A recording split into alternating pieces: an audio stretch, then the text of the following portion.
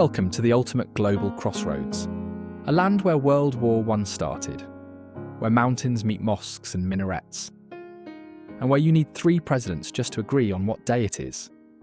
It's a land of stunning natural beauty, heartbreaking history, and a culture that is somehow still laughing, eating, and making world-class rock music, despite having one of the most complicated governments on the planet. This is Bosnia and Herzegovina, and you're going to learn a lot about it today. So where do we start? Way back in the 1st and 2nd centuries BC, when the Romans swooped in. Then, around the 6th century, the area of Bosnia became part of the Byzantine Empire, though it wasn't until 1448 that Herzegovina popped up. And about 15 years later, around 1463, the Ottoman Empire marched in and stuck around for almost 400 years. Think of them as the total shapers of modern Bosnia, because they changed everything about how the society worked. The most crucial thing they did, they introduced Islam, and that's how the Bosniaks or the Bosnian Muslims developed their identity. They also built up major cities like Sarajevo and Mostar, giving the region its unique, distinct culture and architecture. But of course, nothing lasts forever. So, in the late 19th century, the Ottomans were fading, and after a war, the land was handed over to the Austro-Hungarian Empire in 1878. They tried to modernise everything, but when they officially annexed the area in 1908, it made people angry. That tension came to a literal explosion in Sarajevo on June 28, 1914. Because guess what? A Bosnian Serb student named Gavrilo Princip assassinated the Archduke Franz Ferdinand, heir to the Austro-Hungarian throne. And boom, that one event started World War I. Crazy, right? Then, when Austria-Hungary fell in 1918, Bosnia and Herzegovina were tossed into the new unified state, which became Yugoslavia. But things only got worse with World War II, because from 1941 to 1945, the territory was basically taken over by a pro-Hitler Croatian puppet state. Tens of thousands of Serbs, Jews, Croats and Muslims were slaughtered by rival factions, and it was a truly horrific time. Finally, the war ended when Tito's partisans took control in 1945, making Bosnia and Herzegovina one of the 6 republics in socialist Yugoslavia. For decades, they kept a tense peace under the idea of brotherhood and unity. But when communism crumbled in the late 1980s, all those old national divisions came roaring back. So what happened next? In March 1992, Bosniaks and Croats voted for independence to break away from Serbian-dominated rule. But most ethnic Serbs completely boycotted the vote. Even though the world recognised the new country, local Serbs, backed by Serbia, immediately started fighting. This ignited the brutal civil war from 1992 to 1995. We're talking about ethnic cleansing here. It was the systematic effort to expel or kill people based on who they were. 100,000 people were killed, and over 2 million were displaced. And worst of all, the infamous Srebrenica massacre in 1995 saw Bosnian Serb forces murder over 8,000 Bosniak men and boys. The madness finally stopped in December 1995 with the Dayton Peace Accords. Think of Dayton as the peace treaty that doubled as a constitution. It's why the country is the way it is today. It kept Bosnia and Herzegovina a single country, but it carved it up into 2 highly autonomous entities, the Federation of Bosnia and Herzegovina, which was mostly Bosniak and Croat, and the Republika Srpska, which was mostly Serb. To make sure everyone behaved, they put an international overseer in charge, called the Office of the High Representative. Since then, international troops, like the EU's EUFOR, have helped keep the peace. It's tough, but Bosnia and Herzegovina is moving forward. They even got official EU candidate status in 2022. The thing is, the war's legacy and that incredibly complicated, divided government structure are still the country's biggest hurdle. But before we get into the political side of things, let's first explore what this country has to offer. Alright, so picture this roughly triangular-shaped country sitting right in the middle of the Western Balkan Peninsula. It's basically a piece of a jigsaw puzzle that everyone seems to want to grab. It's surrounded by Croatia to the north and west. Then you've got Serbia to the east, and Montenegro to the southeast. And here's the funny thing, even though it's near the water, Bosnia and Herzegovina is almost entirely landlocked. It has this tiny, narrow sliver of coast along the Adriatic Sea, right around the town of Neum, and that's the country's only little window to the ocean. Now let's look at the actual landscape inside. Well, the name itself gives you the hint. We have two historical regions. Bosnia is the big northern and central part, which is mostly the heavily forested, mountainous area. Then there's Herzegovina, the smaller region in the south and southwest. But the backbone of the whole country is the Dinaric Alps. They're absolutely gorgeous, but they make the land super rugged, running in a general northwest to southeast direction. The highest spot you can climb is Maglic Peak, which stands tall at 2,386 metres. That's about 7,828 feet, right near the Montenegrin border. In the south, where Herzegovina is, the landscape completely changes. So if you've ever seen photos of super rocky, dry limestone plateaus full of caves and sinkholes, that's the karst. Because the soil is thin, it can look quite bare. But here's a secret.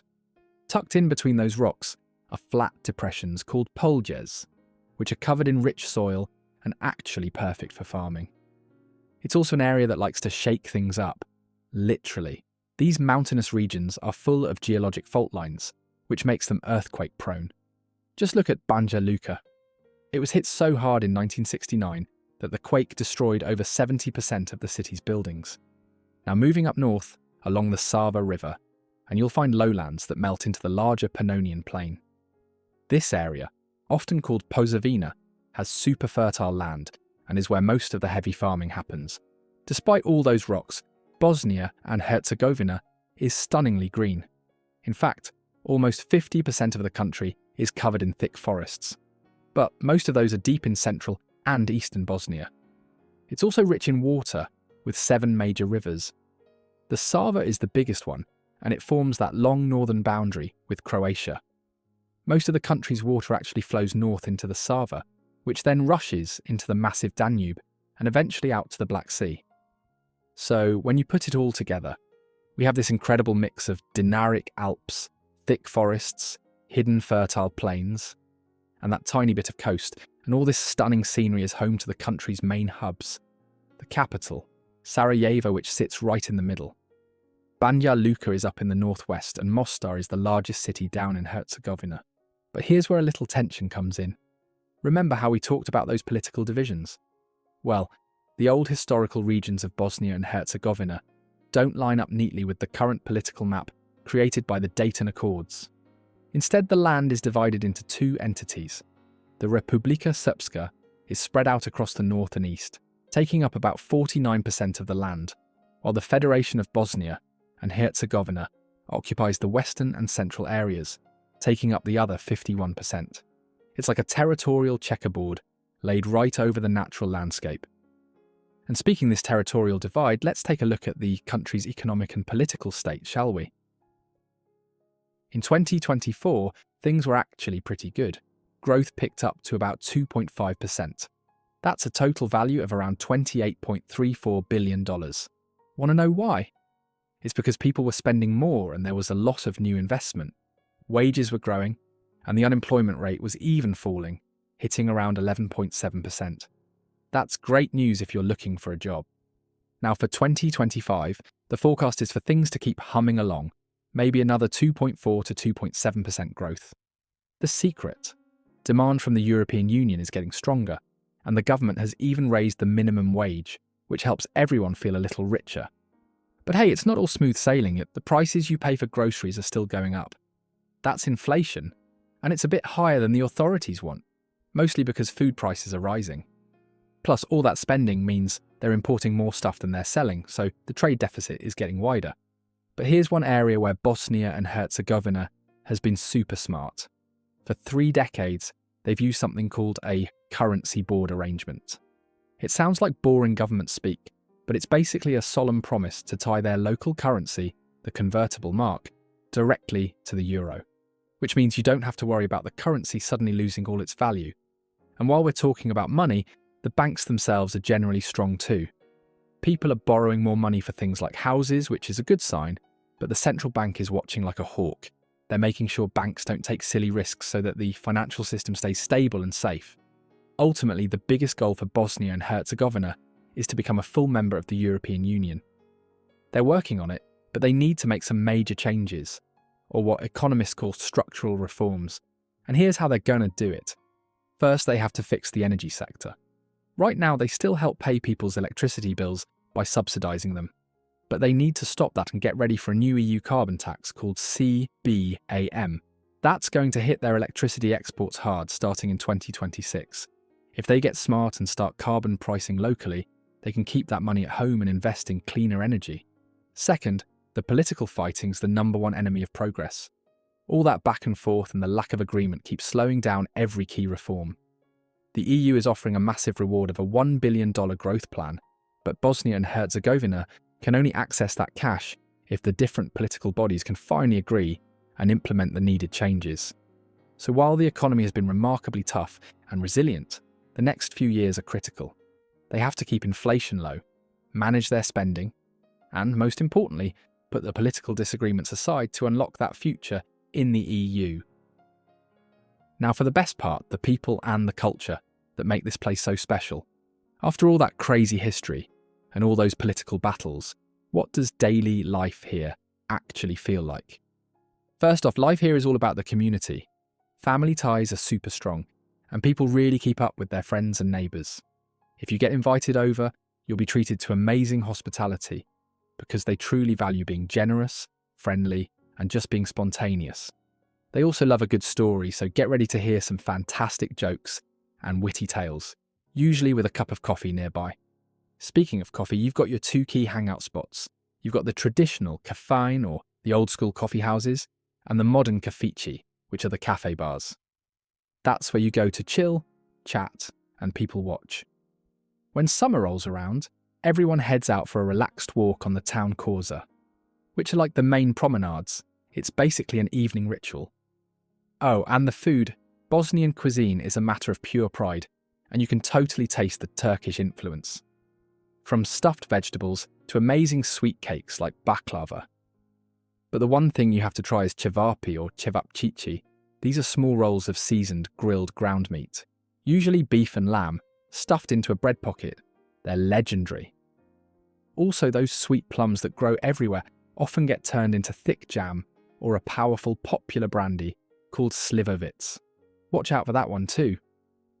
Now, if we're talking about places, culturally, Sarajevo is where it's at. Fun fact, back in the 1970s, it actually became this cool little hub for rock and roll because it wasn't as strict as other places. The biggest band of that time was Bijelo Dugme, or White Button. They were absolute rock stars across the whole region, but even after their prime, Sarajevo still pumps out great music today, from groups like Zabranjeno Pušenje to lots of traditional folk songs that are still super popular. The city also has this incredibly lively scene for writers. We're talking major publishing houses putting out new books all the time. Can you believe Bosnia even produced a Nobel Prize winner? Ivo Andrić, born right here, won the Nobel Prize for Literature in 1961. His novels, like The Bridge on the Drina, are all about Bosnian history, which, as you know, is a whole saga itself. And finally, film. During the old Yugoslav days, Sarajevo was a huge deal for movies, for which director Emir Kusturica gained international fame because he showed the more human side of things.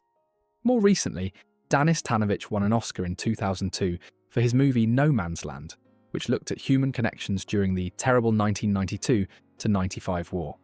So, from incredible food and unbreakable family bonds to world-class writers and filmmakers, this tiny country has a rich, lively, and amazingly tough culture. It's truly a one-of-a-kind place. That's why I want to know, if you've never heard of this country before, what's one thing we talked about today that really opened your eyes to Bosnia and Herzegovina? Is it their epic rock and roll scene, their interesting political system, their impressive landscape, or the fact that this country instigated the First World War? So many interesting facts. So let me know in the comments section below, and as always, if you enjoyed this video, you'll love this next one.